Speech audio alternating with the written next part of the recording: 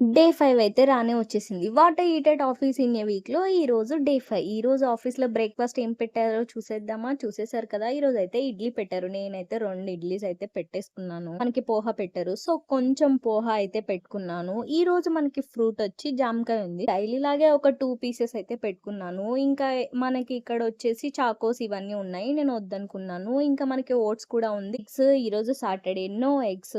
ఇంకా కొంచెం మిక్స్చర్ కూడా ఉంది. ఈ మిక్స్చర్ అయితే నేను పెట్టుకున్నాను. ఇది పోహాలోకి యాడ్ చేసుకుంటే బావుంటుందని ఇదైతే పెట్టారు. అలాగే కొంచెం చట్నీ యేసుకొని ఈరోజు మనకి ఘీ కూడా పెట్టారు. ఇడ్లీలో అలా కొంచెం కొంచెం ఘీ యేసుకొని తింటే భలే ఉంటుంది గదా!